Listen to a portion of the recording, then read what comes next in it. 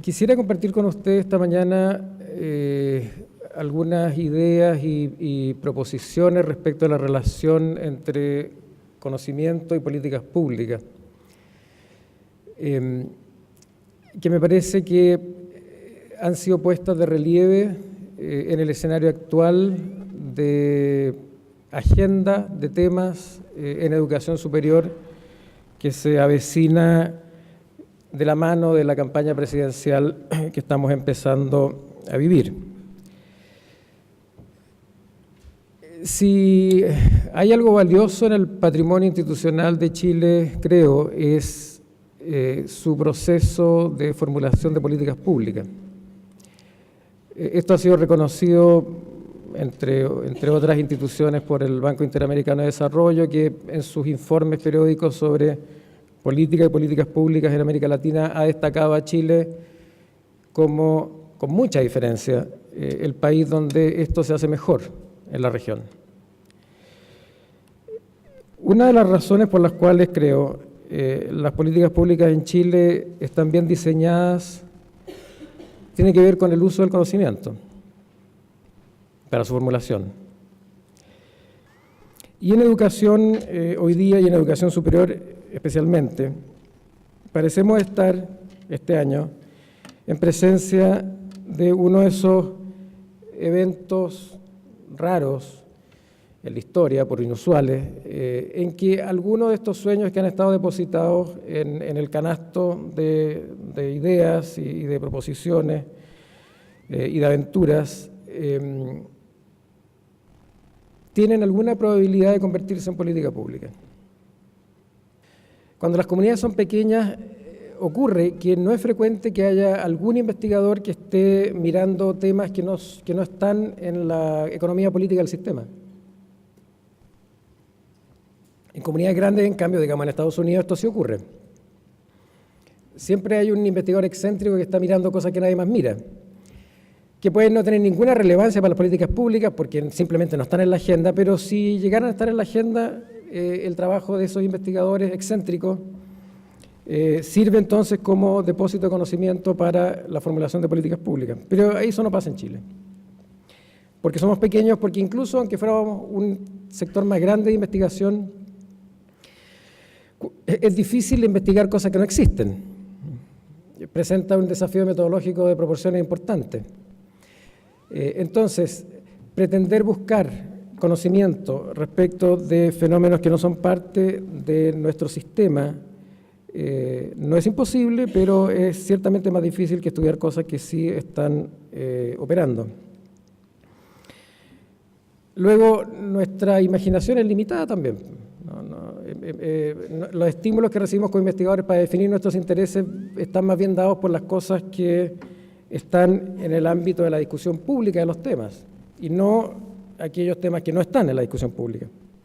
No sabemos nada sobre gratuidad en parte porque incluso si uno quisiera mirar afuera, no se encontraría con muchos ejemplos de países que estén procurando hacer lo que podría procurar hacer Chile, que es pasar de aranceles a gratuidad.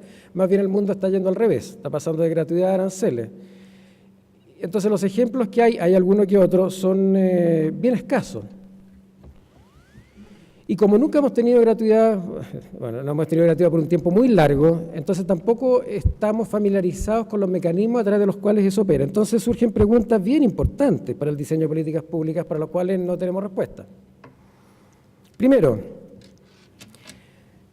¿cómo se transita a la gratuidad? Hoy día las universidades cobran arancel. Bueno, ¿cómo van a dejar de cobrar aranceles?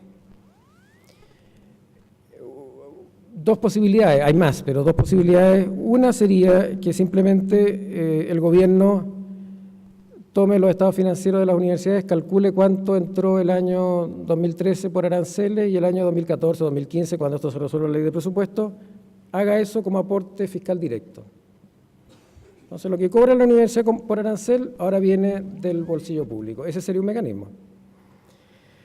Otro mecanismo sería más bien que se calculen los costos unitarios de la producción de un graduado en cada carrera y en cada contexto. ¿Cuánto cuesta producir un ingeniero comercial, digamos, en Antofagasta?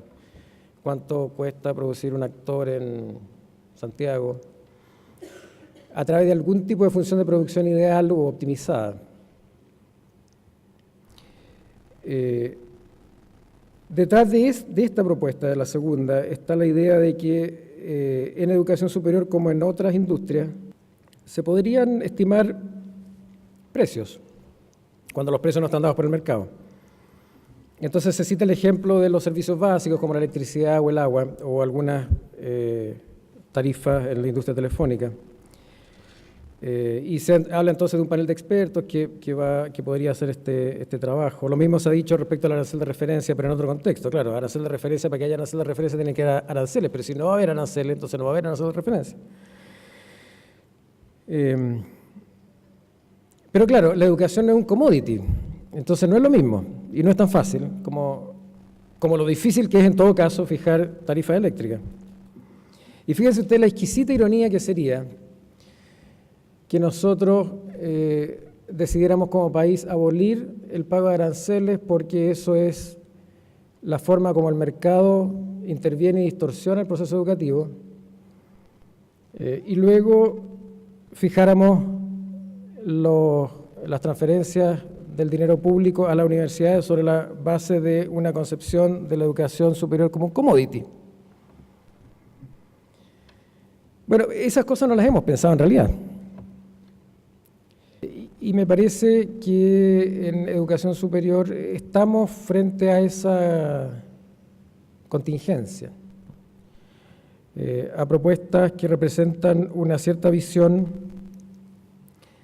del mundo y una cierta visión del futuro del país que es muy legítima, que podría demostrarse ser mayoritaria en noviembre, y que sin embargo no tiene el beneficio de este patrimonio que se haya construido con el tiempo, y que por lo tanto a la hora de las definiciones se puede encontrar con la dificultad de no tener otro amparo que no sea la voluntad, el deseo profundo de hacer ciertos cambios, y nada más. Las universidades hoy día son universidades que tienen el modelo del siglo XIX. Y la verdad es que no estamos en el siglo XIX, estamos en el siglo XXI. Y seguimos con el formato de las universidades del siglo XIX. ¿A qué me refiero? Número uno, es que son profesionalizantes. O sea, aquí lo que tenemos facultades disjuntas. O sea, las universidades son un conjunto de facultades disjuntas. Los estudiantes no entran a la universidad, entran a una facultad. No hay universidad para los estudiantes. Hay facultad, hay carreras específicas. Por otro lado, las carreras son un túnel discontinuo que dura 5 a 6 años de duración y que es el todo o nada. Un joven tiene que completar los 5 o más años que dura la carrera universitaria y titularse, lo que en algunas carreras implica hacer una tesis o una memoria, de lo cual voy a hablar después. Si un joven universitario interrumpe o tiene que interrumpir sus estudios al cabo de 1, 2 o 3 años, se queda sin nada. Lo que es probablemente peor, no es obvio lo que ha aprendido y que lo ponga en una situación diferencial respecto a los egresados de educación media. Estamos hablando de un nivel de deserción entre 30 y 40%, y la evidencia empírica muestra que los que no terminan educación superior, los niveles de remuneraciones que tienen no son muy distintas a los niveles promedios que tienen los egresados de educación media. La malla curricular universitaria está estructurada para la duración total de la carrera. No existe ni está considerada una posibilidad modular. Hay algo que tenemos que aprender de los CFT, de los Centros de Formación Técnica, que tienen una estructura modular. ¿Cómo es posible que los CFT capaciten a un joven para que pueda ingresar al mercado laboral en solo 2 años y las universidades no lo puedan hacer ni siquiera en 4? El modelo de universidad del siglo XIX, las otras características que tiene, es que supone que la universidad constituye el principal y único mecanismo de movilidad social. El título profesional se consideraba antes, en esta universidad en el siglo XIX y todavía se sigue pensando ahora, que es este título profesional el pasaporte para tener un buen empleo, alto estatus y elevadas remuneraciones. Y además también se piensa en este esquema de universidad del siglo XIX que el mismo empleo que tiene un joven una vez egresado dura toda la vida hasta la jubilación y que el aprendizaje o conocimiento universitario que se adquiere mientras dura la carrera sirve para toda la vida. Sin embargo, hoy día, siglo XXI, los problemas actuales del siglo XXI tienen que ver con cuestiones muy distintas a la percepción, al formato, al modelo de universidad del siglo XIX. Se dice que la creatividad es la clave. ¿Cuáles son los factores determinantes de la creatividad? Esto implica desarrollar la imaginación y la intuición. Pero, ¿qué cursos del currículum universitario y escolar hacen esto, desarrollar la imaginación y la intuición? La implicancia de lo anterior sería que hay que hacer una revisión a fondo del currículum universitario de todas las carreras. El currículum universitario vigente fue diseñado en varias carreras hace 40 o a 50 años atrás, corresponde a una realidad anterior que la que hoy no existe y diferente a lo que se requiere hoy día. El currículo actual no es relevante y no sirve para los problemas actuales y el tipo de profesionales requeridos. Se necesitan cursos especiales de currículum para estimular la creatividad, la imaginación y la intuición. Todos los cursos tienen que promover el pensamiento crítico y no el aprendizaje vía memoria y repetición.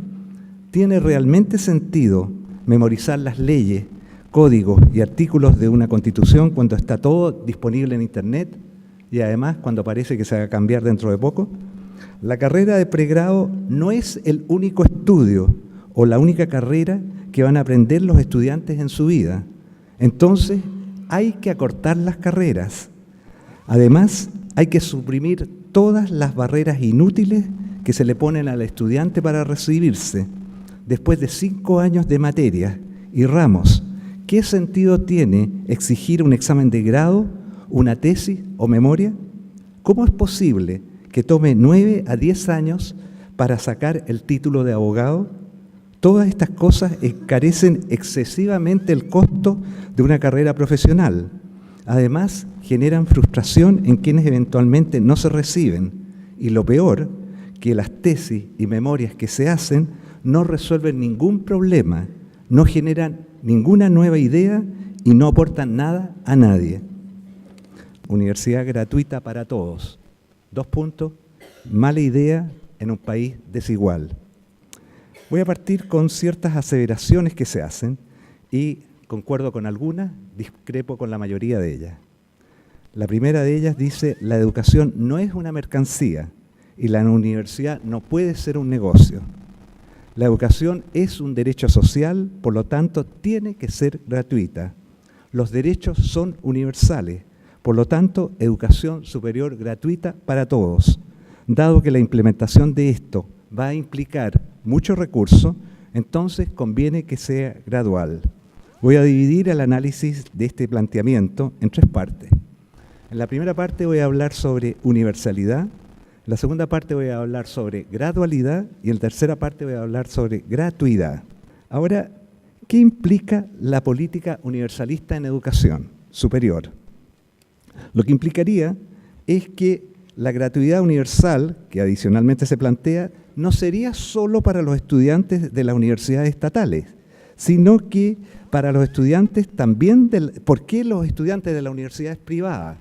Los estudiantes de los CFT y de los IP van a ser discriminados. ¿Por qué va a haber discriminación entre distintos jóvenes de educación superior?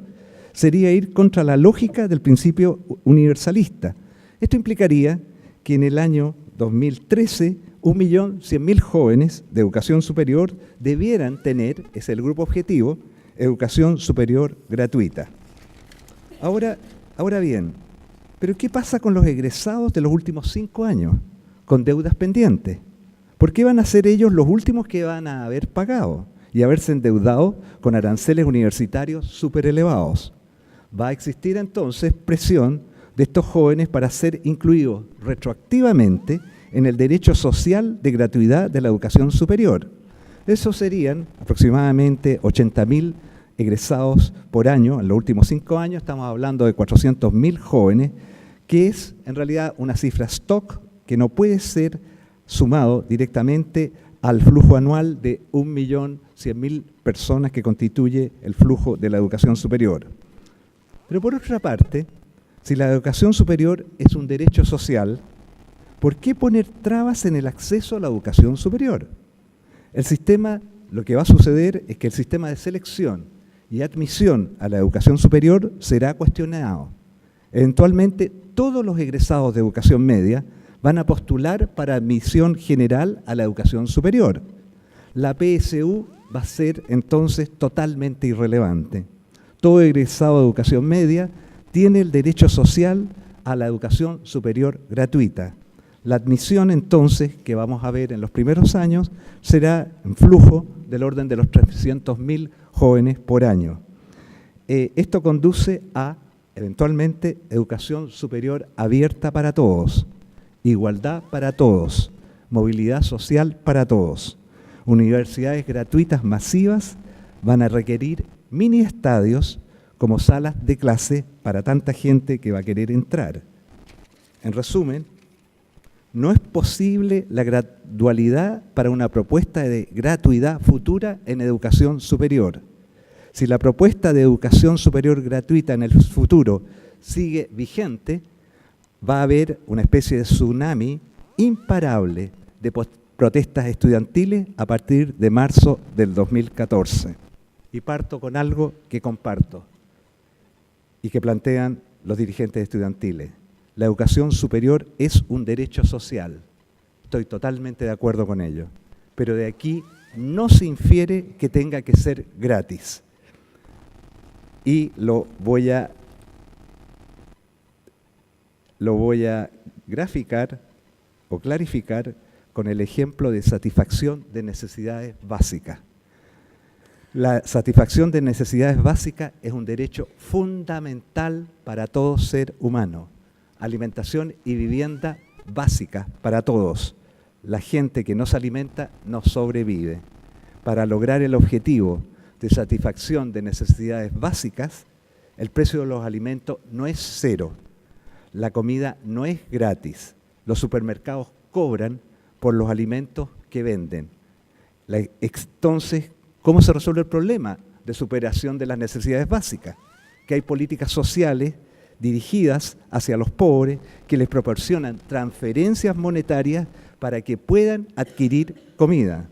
Luego, está bien este derecho de educación superior que sea un derecho social, pero esto no implica necesariamente que tenga que ser gratuito. El tema que quiero tratar hoy día es, vale la redundancia, la política que ha planteado la Universidad de Chile sobre el nuevo trato. Y quiero explicar, y agradezco la oportunidad para explicar específicamente esa política. Esa política está pensada en un contexto nacional e internacional, que va a ser el tema de mi primera parte de la presentación. Y en segundo lugar, diseñada pensando en la situación de las universidades estatales en Chile. Respecto a la situación internacional, muchos de ustedes conocerán la información que ahora voy a enunciar de manera probablemente con algunos errores porque lo saqué de la memoria de la presentación que tenía preparada. Pero si uno mira sencillamente los informes que se han generado, afortunadamente se han generado bastantes informes interesantes en los últimos años. El financiamiento total de la educación en Chile no es particularmente bajo con respecto a la OCDE, pero sí lo es el financiamiento público, del orden del inverso de lo que ocurre en los países del OCDE. En Chile, si mal no recuerdo las cifras, el financiamiento privado alcanza 1,7 puntos del PIB y el financiamiento público a 0,7. Eso es el inverso en los otros países. Nos parecemos en este tipo de modelo, que es un modelo subsidiario, al caso de Corea. Es bastante parecida la situación, proveniendo también de un proceso de liberación y de reducción del Estado parecido en el caso de Corea. En caso del financiamiento público, las universidades estatales reciben el 42% del aporte público. Las universidades no estatales o privadas, el 58%. Este dato sorprende en general a los visitantes extranjeros que visitan nuestra universidad, por cuanto sin duda requiere una explicación que no sabemos dar claramente. ¿Ya?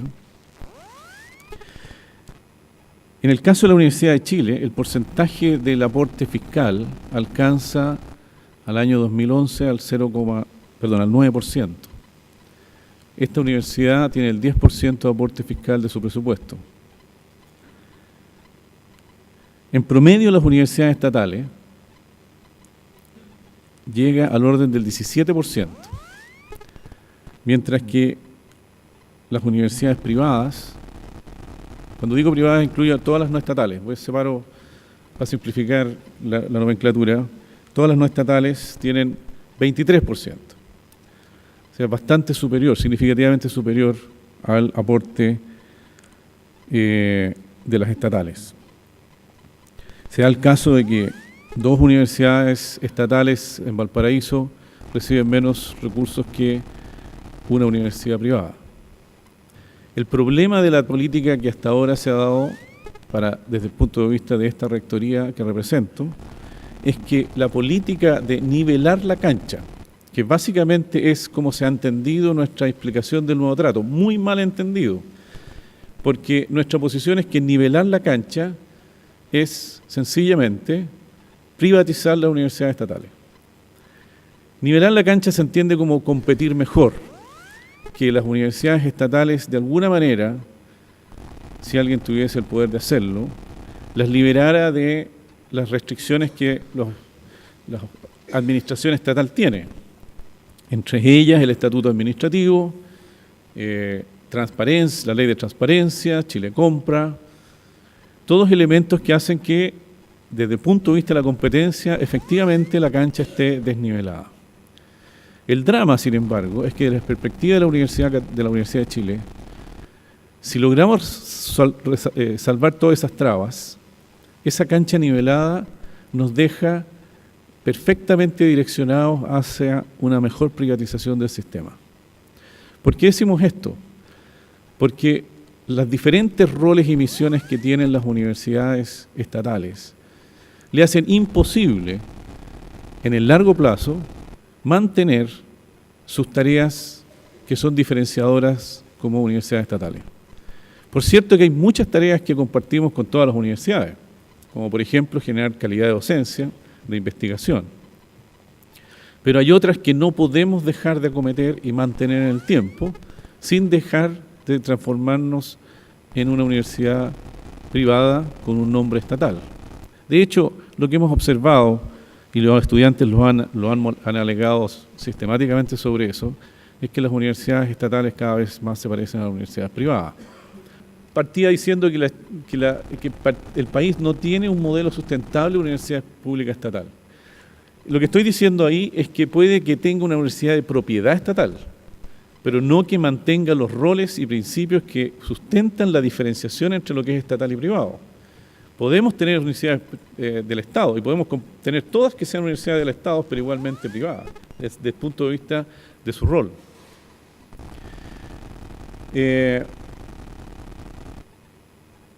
La tendencia de que todas son iguales ha sido como el criterio que se ha usado, basado en el concepto de la competencia, la igualdad en la competencia.